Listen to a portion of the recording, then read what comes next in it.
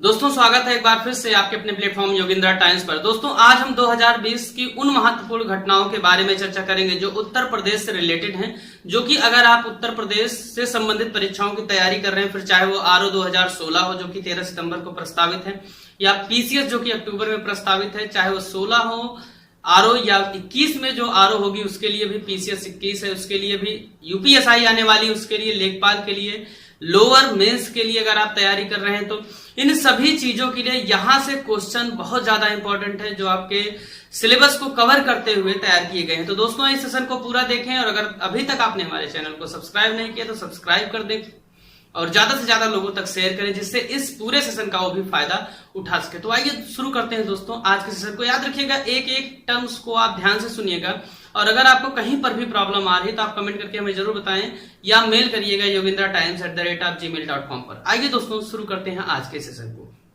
दोस्तों देखिएगा सबसे पहले जो एक बड़ी घटना हुई उत्तर प्रदेश में 2020 में, फरवरी में हुई डिफेंस एक्सपो के रूप में। एक्सपो का आशय होता है कि जहां पर एक प्रदर्शनी टाइप की व्यवस्था, जहां पर अपने सामान का, अपने निर्माण का, अपने मैन्युफैक्चर की हुई चीजों का हम प्रदर्शन करें जनता के लिए या उद्योगपतियों के लिए या आम जनमानस के समक्ष जब उसकी उपस्थिति की जाती है तो उसे एक्सपो के रूप में हम जानते हैं। तो डिफेंस एक्सपो अर्थात रक्षा उत्पादन से संबंधित एक प्रदर्शनी का आयोजन किया गया फरवरी में। कहाँ आयोजन किया गया? उत्तर प्रदेश के लखनऊ नामक शहर में, जो कि गोमती नदी के किनारे बसा हुआ है, नवाबों के शहर के रूप में जिसे जाना जाता है। तो दोस्तों इसकी खासियत जो रही कि डिफेंस एक्सपो का जो आयोजन किया गया, इससे ये होगा कि उत्तर प्रदेश में जो निवेश की संभावनाएं रक्षा के क्षेत्र में वो बढ़ेंगी और कहीं न कहीं पूरी दुनिया को ये संदेश एक गया है कि भारत रक्षा निर्माण में आत्मनिर्भर बनने के साथ साथ अब निर्यात को भी वो वरीयता सूची में शामिल करा। तो यहां से आपसे डिफेंस एक्सपो कहाँ आयोजित हुई इसको पूछ सकता है, लखनऊ में आयोजित हुई। दूसरी बात, इसका क्रम आप देख लीजिएगा, थोड़ा सा ग्राहमा था और सबसे इंपॉर्टेंट है इसकी थीम। इसकी थीम है भारत उभरता हुआ रक्षा निर्माण। भारत उभरता हुआ रक्षा निर्माण। दोस्तों याद रखिएगा एक शब्द होता है विनिर्माण और एक शब्द होता है निर्माण। इन दोनों में डिफरेंस क्या है आपको थोड़ा सा जानकारी दे देते हैं।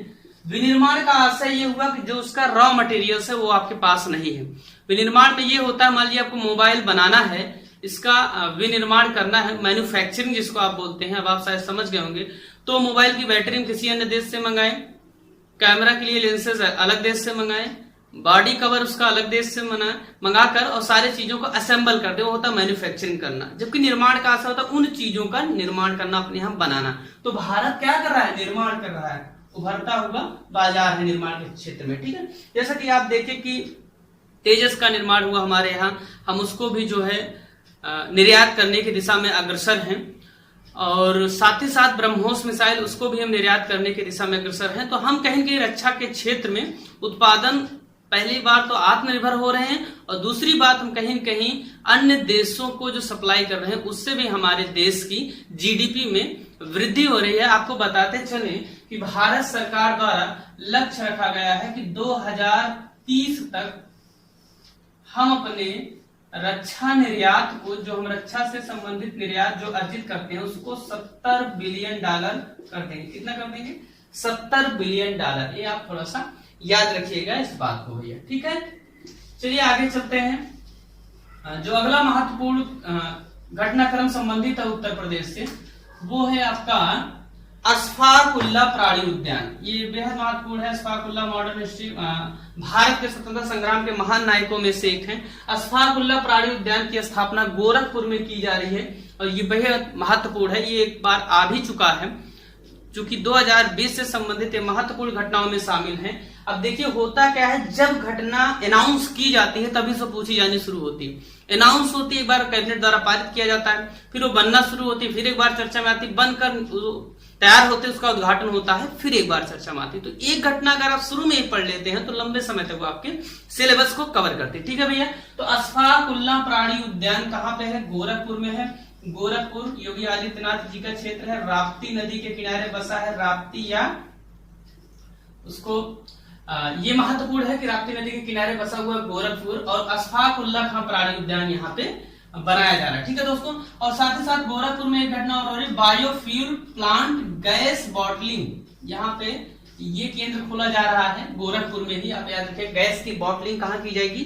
गोरखपुर में की जाएगी। चूंकि आप जानते हैं कि सिलेंडर, ऑक्सीजन के सिलेंडर की कमी के कारण कई बच्चे यहाँ पे एक्सपायर कर गए थे, मृत्यु हो गई थी उनकी, तो आप उससे उसको जोड़ सकते हैं। ठीक है, आगे याद रखिएगा कि एक अभियान शुरू किया गया, दस्तक अभियान। बहुत ही ज्यादा महत्वपूर्ण है, एग्जाम में ये एक प्रबल संभावना बनती है। दस्तक अभियान कई बार पूछे गए हैं, इसके पहले भी चूंकि ये शुरू किए जाते रहे हैं, जैसे दरवाजा बंद अभियान आपसे पूछा, शौचालय से संबंधित है।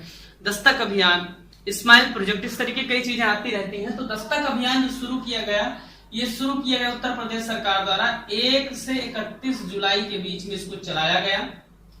ठीक है, ये एक्यूट इंसेफ्लाइटिस सिंड्रोम और जापानी इंसेफ्लाइटिस जो बुखार होता है, ये इससे जागरूकता फैलाने के लिए चलाया गया। आप जानते हैं कि जापानी बुखार से 500 लोग लगातार मृत्यु हो रही थी। जब से योगी मुख्यमंत्री बने हैं, इन्होंने इस सेक्टर में बहुत ज्यादा बड़े स्तर पर काम किया है, जिससे आप देख रहे हैं इस तरीके की घटनाओं में तेजी से कमी आई है। ठीक है दोस्तों, तो याद रखिए दस्तक अभियान किससे संबंधित? जागरूकता अभियान है। ये जुलाई में 1 से 31 जुलाई के बीच चलाया गया, और ये जापानी बुखार और एक्यूट इम्यूनो डिफिशियंसी जो सिंड्रोम है, encephalitis syndrome, sorry, acute encephalitis syndrome से संबंधित है। इस बात को आप थोड़ा सा याद रखिएगा। आगे ध्यान दीजिएगा, फ्लोटिंग सौर संयंत्र एक बनाया जा रहा है रिहंद पर। ये रिहंद परियोजना बहुत फेमस परियोजना है।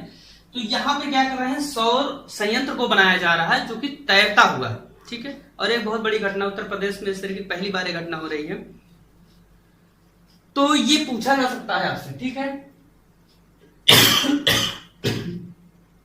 इसकी जो क्षमता है वो 150 मेगावाट है। ये महत्वपूर्ण है, आपसे पूछा जा सकता है। और आगे ध्यान दीजिएगा कि राष्ट्रीय पशु रोग नियंत्रण कार्यक्रम शुरू किया गया है। ये एग्जाम में आ भी चुका है कि इसको प्रधानमंत्री द्वारा शुरू किया गया मथुरा से।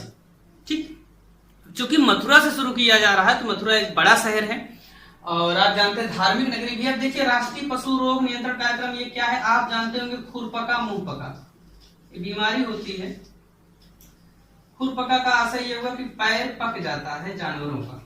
ठीक है, मुंहपका मीन्स मुंह पक जाता है। तो इससे क्या हो रहा है? बड़ी मात्रा में जानवरों की डेथ हो रही है, जिससे पशुधन हानि हो रही है। तो इसको दूर करने के लिए प्रधानमंत्री द्वारा मथुरा शुरू किया। अब देखिए, मथुरा में कुछ चीजें, जैसे प्रेम मंदिर यहाँ पर स्थित है, एग्जाम में पूछा जा चुका है, और पागल बाबा मंदिर यही स्थित है, लोअर में पूछा गया।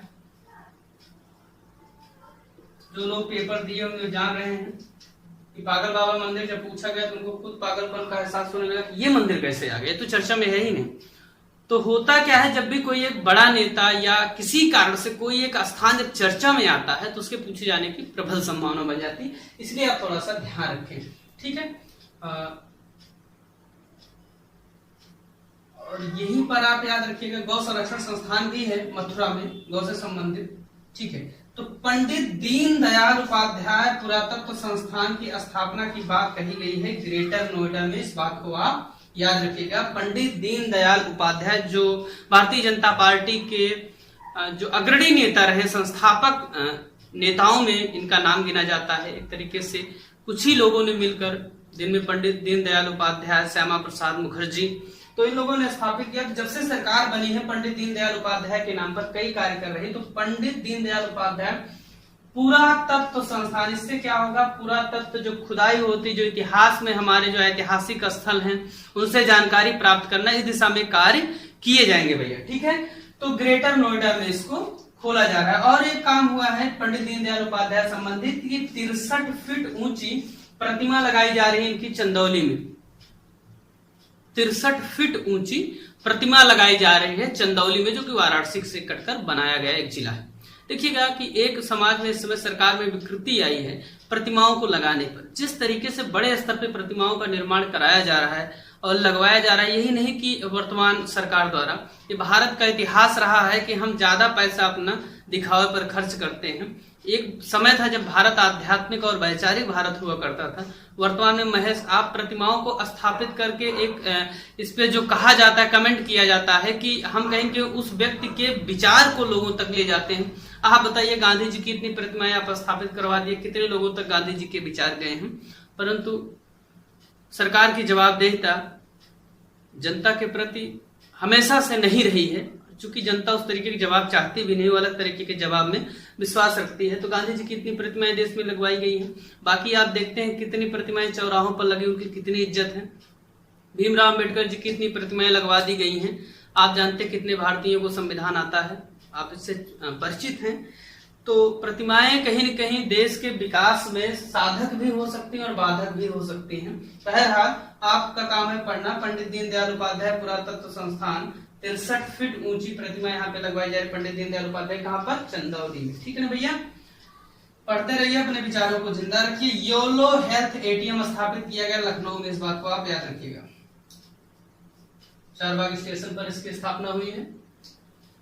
पूछा जा सकता है, कन्या सुमंगला योजना मुख्यमंत्री जी द्वारा शुरू की गई है। कन्या सुमंगला योजना, इसके नाम से ही स्पष्ट है किसका सुमंगल करना है? कन्याओं का। इसमें होगा क्या भैया? 25 अक्टूबर 2019 को यह परियोजना शुरू हो रही है। इसमें है ये कि जब भी कोई एक लड़की पैदा होगी, उसके जन्म से लेकर उसके स्नातक की पढ़ाई तक के खर्चे में सरकार जो टोटल मदद करेगी 15,000 का, 15,000 रुपए कई किस्तों में आपको देगी। 3-3 हजार किस्तों में, 5,000 की किस्तों में। एक किस्त 5,000 की होगी जब आप इंटर के बाद एडमिशन लेंगे, चाहे डिप्लोमा करें आप या ग्रेजुएट हो। ठीक है भैया, तो कन्या सुमंगला योजना क्या उत्तर प्रदेश सरकार द्वारा शुरू की है, ऐसे आपसे पूछा सकता है। ठीक है, आप जानते हैं कि 3 तलाक का जिस समय डिसीजन लिया गया गवर्नमेंट द्वारा, सबसे पहले जो उसको लागू करता है उत्तर प्रदेश राज्य। तो उत्तर प्रदेश ने एक बात और की कि जैसे मान लीजिए कि जिस भी महिला को तलाक दिया जा रहा है, अब वो कोर्ट में केस मान लीजिए कर रही है, तो वो क्या है, अब तो उसका संबंध विच्छेद हो गया। तो संबंध विच्छेद के दौरान खर्चों को चलाने के लिए सरकार ने 6,000 रुपए वार्षिक की व्यवस्था की है कि 6,000 रुपए एक साल में दे देगी और वो खा के जिंदा रहेगी। ठीक है ना, 6,000 रुपए वार्षिक गवर्नमेंट मदद कर रही है। एक तरीके से नहीं कह सकते आप 6,000 रुपए ही इसको दिए जाए, बाकी वो कमाए अपना। 6,000 रुपए की मदद सरकार करेगी। एक चीज याद रखिएगा, आप देखते हैं कई बार मैं इस सिंबल को बना देता हूं रुपए का, इसको थोड़ा सा ध्यान रखिएगा। ये भारत के रुपए का प्रतीकात्मक चिन्ह है, जिसको डी उदय कुमार द्वारा, जो कि महाराष्ट्र के हैं, इनके द्वारा 2009 में एक खुली प्रतियोगिता के माध्यम से डिजाइन किया गया था, जिसको भारत सरकार ने स्वीकार किया। तो ये रुपए का चिन्ह है। पूछा जाता है किसने दिया? डी उदय कुमार ने। ठीक है भैया, अब भैया क्या है, दिन में बाजार तो खुल ही रहे, रात में बाजार खुलेगा। तो उत्तर प्रदेश का पहला जो रात में बाजार खुला है वो प्रयागराज में खोला गया। प्रयागराज संगम नगरी के रूप में जाना जाता है, गंगा यमुना सरस्वती के संगम पर बसा हुआ है। तो कुछ ऐसी महत्वपूर्ण चीजें हैं जिनके आप पर्यटन के क्षेत्र में आप उनपे क्वेश्चन बन सकते हैं। ठीक है, मिशन वृक्षारोपण शुरू किया गया है। मिशन वृक्षारोपण 2020 ये 5 जून 2020 को शुरू किया गया पर्यावरण दिवस के मौके पर। इसमें 25 करोड़ पौधे लगाने का टारगेट रखा गया है। ठीक है ना, 25 करोड़ पौधे। और ये क्या है कि विश्व की सबसे बड़ी परियोजना है वृक्षारोपण के क्षेत्र में। इसको याद रखिएगा, विस्तृत चर्चा पर्यावरण से संबंधित है, इस पे आप थोड़ा सा ध्यान रखिएगा। उत्तर प्रदेश का पहला खेल विश्वविद्यालय बनाया जा रहा है मेरठ में, इस बात को आप ध्यान रखिएगा। कहां पे भैया? खेल विश्वविद्यालय। आप जानते हैं कि खेल के सामान के लिए उत्तर प्रदेश में मेरठ फेमस है। लकड़ी के जो खेल के बैट वगैरह बनते हैं, इसको याद रखिएगा।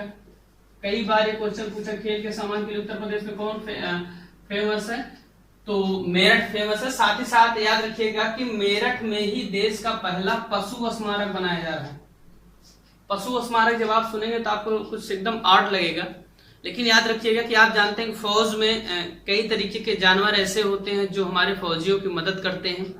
तो विभिन्न युद्धों में जिन जिन जानवरों ने मदद की है उनका यहाँ पे नाम, उनकी संख्या और बकायदे उनके बारे में विवरण दिया जाएगा। मेरठ में इस तरीके का पहला स्मारक बनाया जा रहा है। ठीक है भैया, आगे चलते हैं। कुशीनगर एयरपोर्ट बहुत ज्यादा महत्वपूर्ण है, इसको इंटरनेशनल एयरपोर्ट का दर्जा दे दिया गया है। कुशीनगर एयरपोर्ट आप जानते हैं ये महात्मा बुद्ध और महावीर स्वामी दोनों से संबंधित स्थल है। दोनों पे यहीं पर निर्वाण प्राप्त मृत्यु हुई थी। एक तरीके से आप मोक्ष कह सकते हैं, मृत्यु नहीं कह सकते, मोक्ष हुई।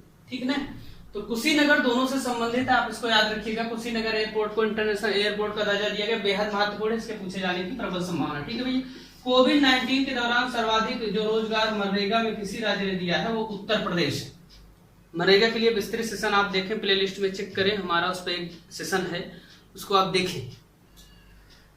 तो पूछा जा सकता है कि निम्नलिखित में से कौन सा ऐसा राज्य है जिसने कोविड-19 के दौरान सर्वाधिक मनरेगा रोजगार दिवसों का सृजन किया। तो 57 लाख के करीब रोजगार दिया है उत्तर प्रदेश गवर्नमेंट ने। ठीक है भैया।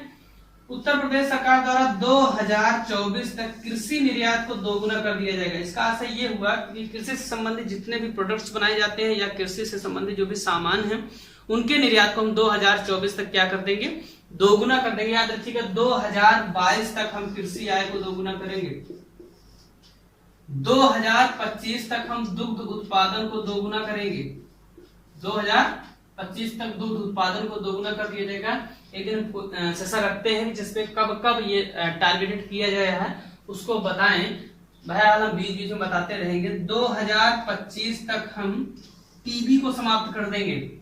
ठीक है ना, भारत सरकार द्वारा ये टारगेट रखे गए सारे तीनों ने बताया। ठीक है। तो उत्तर प्रदेश सरकार इस तरीके से लक्ष्य रखी है कि 2024 तक हम कृषि निर्यात को दोगुना कर देंगे। ठीक है भैया। आशा करते हैं ये चीजें आपको समझ में आ रही होंगी।